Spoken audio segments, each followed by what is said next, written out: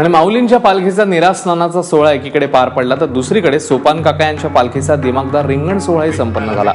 दुपारी 4 वाजण्याच्या सुमारास हा आनंद सोहळा अनुभवायला मिळाला।